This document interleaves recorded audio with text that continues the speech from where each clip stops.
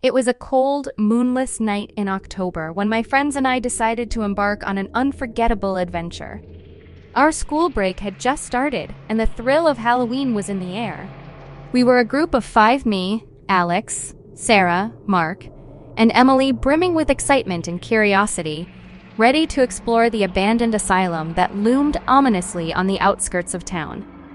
The asylum had been shut down decades ago due to horrifying reports of mistreatment and unexplained disappearances of patients. Rumors swirled about the place being haunted, but as teenagers, we couldn't resist the allure of a spine-chilling escapade. Huddled together in front of the asylum's rusted gates, we hesitated momentarily, each of us questioning the decision to enter. But the daredevil inside us prevailed, and with a nervous laugh, we pushed the gates open, their screeching sound echoing eerily through the night. The building's facade was a testament to its past grandeur, but time had left its marks on the structure. Broken windows, crumbling walls, and overgrown vines adorned the place, and the night's darkness amplified its haunting beauty. As we ventured deeper into the asylum's labyrinthine halls, the air became heavy, laden with a sense of foreboding. A chill ran down my spine, and I could feel the weight of unseen eyes upon us. But we pressed on, armed with flashlights and bravado. The sound of our footsteps reverberated through the empty halls, creating an eerie symphony. In every corner, we saw shadows moving, but when we turned to look, they disappeared into thin air. Rationalizing it as our minds playing tricks on us, we continued our exploration. Sarah, ever the skeptic, teased us about our jittery nerves. "Come on, guys, it's all in our heads." "There's nothing to be afraid of," she said with a smirk. But as we ventured deeper into the heart of the asylum, the atmosphere grew increasingly suffocating. The walls seemed to close in on us, and we felt an inexplicable urge to leave.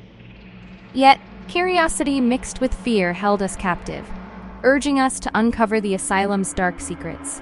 The real terror began when we reached the asylum's basement, a place so abhorrent that even the bravest among us shuddered. The air reeked of decay and dampness, and the flickering lights from our flashlights cast macabre shadows on the walls. In the corner of the basement, we stumbled upon a dusty collection of patient records. Curiosity overpowered caution as we started sifting through the documents. The stories they revealed were harrowing: a history of mental anguish, cruel experiments, and unexplained deaths. The asylum's tormented past seemed to seep through the walls, engulfing us in a chilling embrace. As the night wore on, we began to hear strange noises, a soft sobbing, distant footsteps, and agonized moans. Fear gnawed at the edges of our sanity, but we pressed on, unwilling to admit defeat.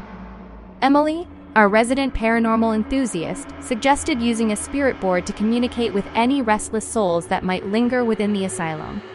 With trepidation, we agreed, forming a circle around the board, our fingers resting lightly on the planchette. To our disbelief, the planchette moved, seemingly guided by an unseen force. It spelled out words in a language we couldn't comprehend. Panic and excitement melded into an incomprehensible whirlwind as we tried to decipher the messages from beyond.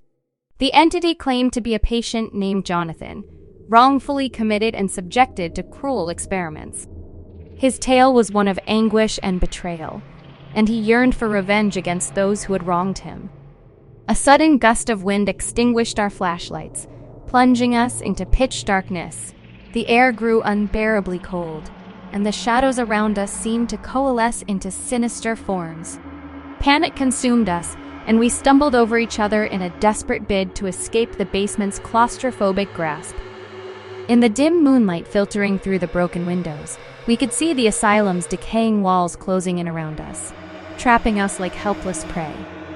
Desperation spurred us forward, but the asylum seemed to twist and shift, leading us in circles.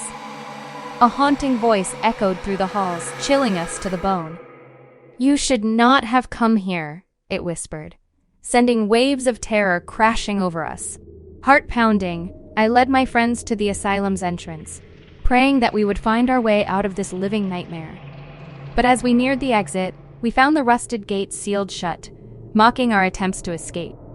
Terror consumed us as we realized that the asylum had ensnared us, luring us into its dark embrace to join the tormented souls trapped within its walls. Our screams echoed through the halls, blending with the anguished cries of the lost souls who had suffered there before us. In the days that followed, our friends and families searched tirelessly for us, but we were never found. The abandoned asylum stood as silent witness to our disappearance, forever shrouded in mystery and darkness. As the years passed, the legend of the asylum grew, and brave souls who sought to explore its haunted corridors met a similar fate. But one person, a historian named Dr. Evelyn Moore, dedicated her life to uncovering the truth behind the asylum's tragic history. Dr. Moore had been captivated by the asylum's mysteries since she was a child. Her grandmother, a former nurse at the asylum, would share chilling stories about its dark past. Driven by her grandmother's tales and a desire to honor the lost souls, she delved into dusty archives and spoke with those who still remembered the asylum's heyday. In her research, Dr. Moore discovered a hidden chamber in the basement, a chamber that was not on any blueprints or floor plans.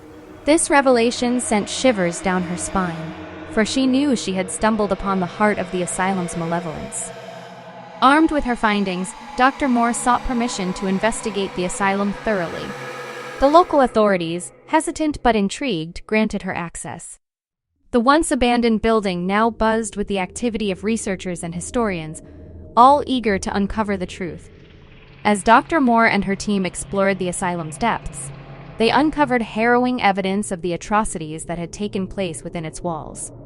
The spirits of the tormented patients seemed to resonate with the arrival of these investigators, as if beckoning them to uncover the truth and reveal their plight to the world.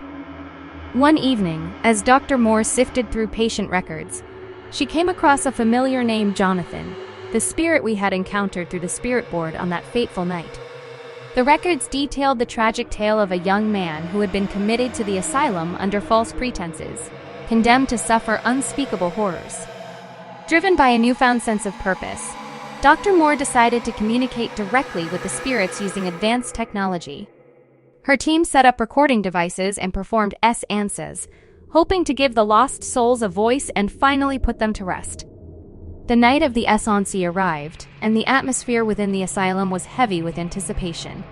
Dr. Moore and her team gathered around a table, their hands linked, and began calling out to the spirits, urging them to communicate. To their astonishment, the air seemed to vibrate with energy, and faint whispers echoed through the halls. The recording devices captured disembodied voices, confirming the presence of those who had once suffered within the asylum's walls. As the séance progressed, a chilling voice emerged, speaking directly to Dr. Moore. "Thank you for listening," it said, its tone filled with a mixture of sadness and gratitude. Dr. Moore could feel tears welling up in her eyes as she responded. "We will not forget you. Your story will be heard, and justice will be served." Over the following weeks, Dr. Moore compiled her research and the evidence she had gathered. She collaborated with paranormal experts, historians, and legal authorities to ensure that the truth about the asylum's dark history would be acknowledged. The findings shocked the world. The tale of the asylum's atrocities was finally brought to light, and the spirits of the lost souls found solace in knowing that their suffering had not been in vain.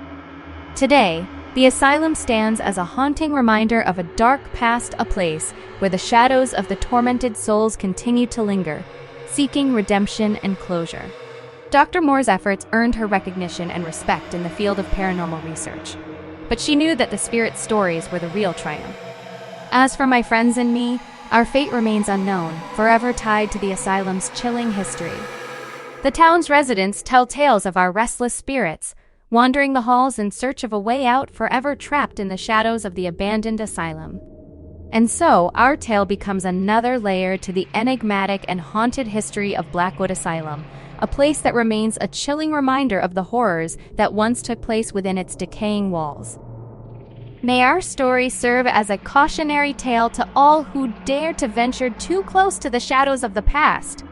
For you may find yourself ensnared in a nightmare that refuses to release its grip.